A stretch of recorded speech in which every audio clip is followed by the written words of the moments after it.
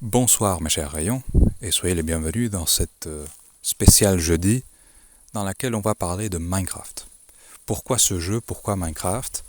Eh bien parce que ce jeu vidéo est probablement la plus grande apologie de la liberté depuis la découverte des Amériques. Alors on va parler peu à peu de chaque aspect du jeu, à commencer par l'interface. Dans l'interface de Minecraft, on voit plusieurs éléments. On voit la barre de vie, on voit la barre de faim, la barre d'expérience, la barre des outils. Et on voit surtout, le plus important, on voit la main. On voit la main du joueur, on voit la main du personnage. Et c'est une façon de dire subtilement au joueur, regarde, tu as une main. Regarde, ton personnage a une main. Ça veut dire que tu peux faire des choses. Tu peux faire des choses. Tu peux détruire, tu peux construire, tu peux manuellement transformer le monde. Et je trouve que c'est quelque chose de très significatif dans un monde où on a complètement abandonné le travail manuel, en Occident, en tout cas dans le monde occidental. On a complètement abandonné le travail manuel. On s'est dit maintenant, ce sont les Chinois qui vont travailler. Ce sont les pays du tiers-monde qui vont travailler. Nous les Occidentaux, nous sommes supérieurs, nous sommes les meilleurs, nous n'allons plus travailler manuellement. 300 millions de copies vendues de Minecraft. Ce jeu a été un carton absolu, l'un des jeux les plus vendus dans l'histoire. Je ne sais pas s'il est le plus vendu dans l'histoire désormais. Les gens raffolent de travail manuel. Les gens raffolent de ça parce que l'être humain apprécie le fait de transformer le monde. Minecraft, c'est exactement ça qu'il nous propose de faire avec cette main, d'agir sur le monde. Et c'est un monde qui nous appartient complètement. Un monde qui est à nous. Et je passe très vite, c'est une vidéo courte, je ne vais pas faire une analyse en profondeur, mais on passe directement à la partie graphique. Et les graphiques du jeu sont, à mon avis, parfaits. Vous allez me dire, ce sont des graphiques moches, je ne sais quoi. Ce sont surtout des graphiques adaptés au gameplay. C'est-à-dire, ce sont des graphiques adaptés à ce que l'on fait dans le jeu. Et qu'est-ce qu'on fait dans le jeu? On casse des blocs, on place des blocs. Et ce style, sous forme de cube, s'adapte parfaitement à ce gameplay. De retirer des cubes, d'ajouter des cubes. C'est une sorte de Lego. La première chose à laquelle on pense, c'est comme Lego. Ça nous permet à la fois d'avoir une liberté totale, et d'avoir une structure, un ordre, pour que ça ne soit pas n'importe quoi. Donc les graphiques sont parfaits, et ce sont aussi des graphiques qui font très jeu vidéo. C'est-à-dire quand tu regardes Minecraft, tu regardes un jeu vidéo, et c'est quelque chose que je trouve très agréable. Le style pixelisé, jeu vidéo, je n'aime pas la tendance réaliste, la tendance selon laquelle on essaierait de rendre le jeu le plus réaliste possible, le plus proche possible de la réalité. Moi, je joue à un jeu vidéo pour m'amuser.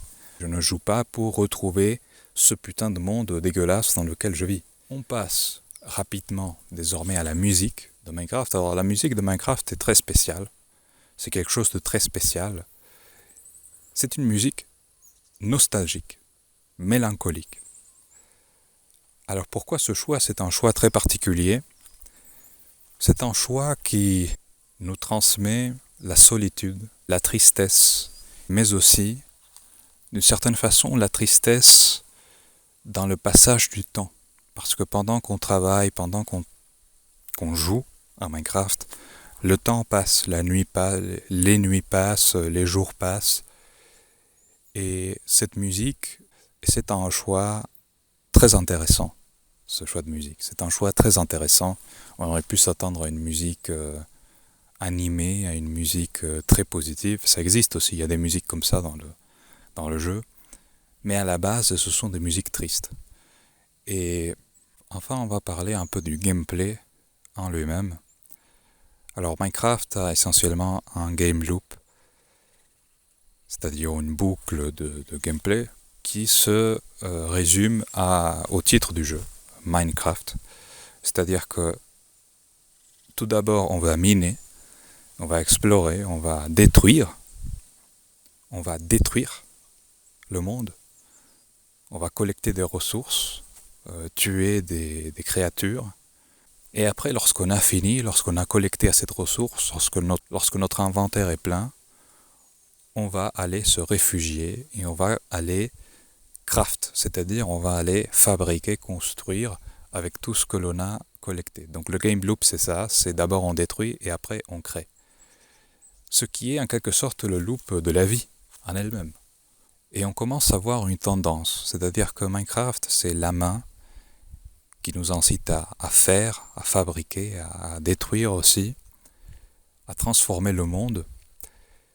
C'est aussi une musique nostalgique qui nous fait penser, qui nous rend triste, qui nous fait penser au passage du temps.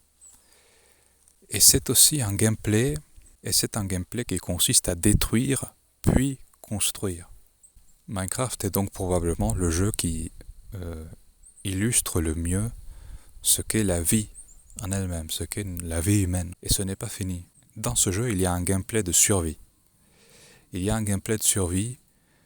Mais ce gameplay est terriblement fade. C'est-à-dire qu'en réalité, pour un joueur expérimenté, ça se résout extrêmement vite, la survie. Obtenir de la nourriture, c'est très simple, il y a des ressources en abondance.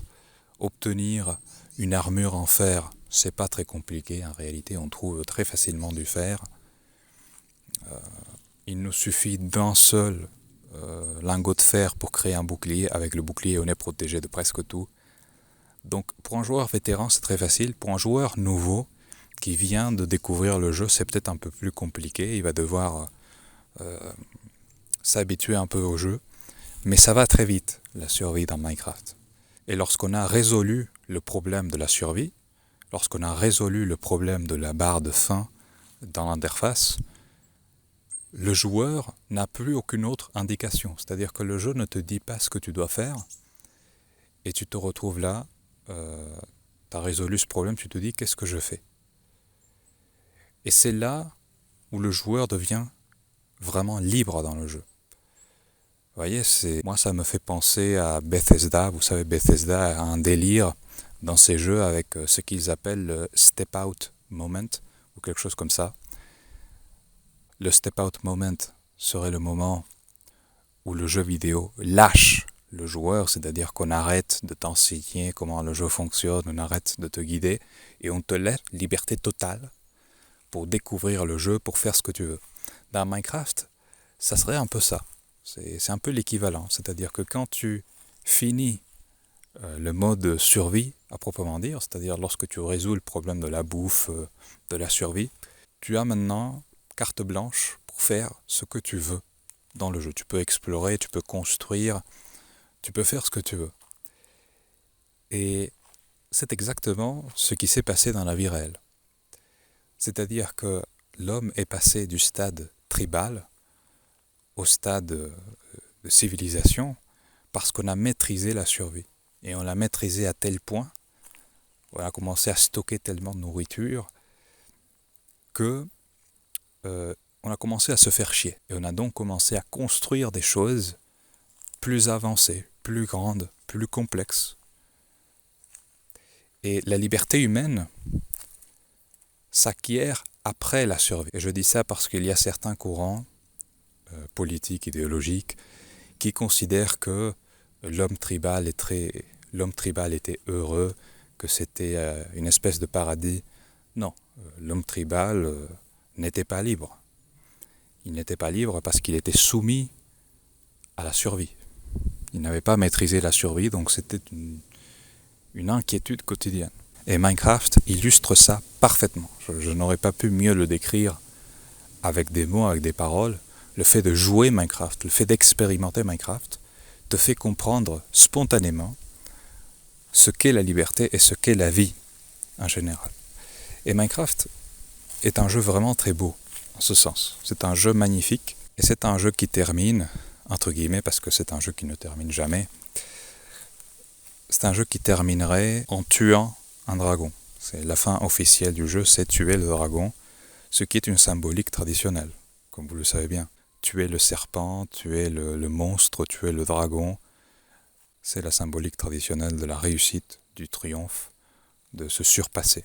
Et dans la fin du jeu, il y a un poème qui s'appelle le End poème, le poème de la fin, qui est un poème avec plein de spiritualité dedans. Bon, je ne vais pas en parler parce que ça demanderait une vidéo en entier, mais c'est un poème très intéressant, avec beaucoup de messages, avec beaucoup de sagesse, curieusement. Un poème écrit par un Irlandais. Mais il y a une phrase en particulier que je veux retenir et que je veux vous dire. C'est que dans ce poème, il y a une phrase qui dit « Leur dire comment vivre, c'est leur empêcher de vivre ». Et c'est exactement ce que fait Minecraft. Minecraft ne te dit jamais ce que tu dois faire, il ne te dit jamais comment tu dois vivre le jeu, il te laisse faire absolument ce que tu veux. Et c'est exactement ce que fait Dieu, c'est-à-dire il laisse les hommes vivre comme ils veulent, parce que leur dire comment vivre, c'est de leur empêcher de vivre. Et Minecraft, c'est un jeu très très beau. Minecraft va simplement te montrer la vie telle qu'elle est censée être. Et quelqu'un de spirituel, quelqu'un comme moi, dirait la vie telle que Dieu aurait voulu qu'elle soit. Et en quelque sorte, ta relation avec Minecraft, c'est un peu une image, une représentation de ta relation avec la vie en général. Je vais vous donner un exemple personnel. Moi, dans Minecraft, pendant très longtemps, j'ai eu peur de construire. J'avais peur de construire des choses parce que je me disais, je vais faire de la merde. Et je ne sais pas construire, je suis nul, je vais faire n'importe quoi. Et cette peur, c'est en réalité une peur qui peut se transmettre, qui peut se transposer à la vie réelle. La peur de construire, la peur de faire des choses, parce qu'on se dit qu'on est trop nul, en fait c'est con, c'est débile, parce que Minecraft est un jeu. Si tu fais de la merde, mais on s'en bat les couilles. Vous voyez ? Et pour la vie, c'est exactement la même chose. Parce que, et j'ai dit ça dans une autre... Je vais dire ça dans une autre vidéo, parce que je l'ai déjà enregistré, mais vous la verrez vendredi. Dans la vie, c'est exactement pareil.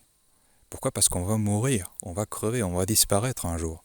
Donc, avoir peur de faire de la merde, finalement, c'est débile, ça n'a aucun sens. Et Minecraft, c'est une bonne illustration de ça, et ce n'est qu'un exemple. Si vous commencez à examiner votre relation avec Minecraft, vous trouverez sûrement des choses, vous comprendrez sûrement des choses sur vous-même. Parce que le jeu est tellement bien fait, il représente tellement la vie, que ça permet de faire de l'introspection. Et c'est un jeu que je recommande à tout le monde. Je pense que tout le monde peut s'amuser dans Minecraft. En plus, il y a tellement de modes, il y a tellement de modifications, d'extras, de bonus. C'est un jeu vraiment incroyable. C'est fini pour aujourd'hui. J'espère que vous avez apprécié. Profitez de Minecraft, profitez de ce jeu. Et je vous dis à la prochaine, mes chers rayons.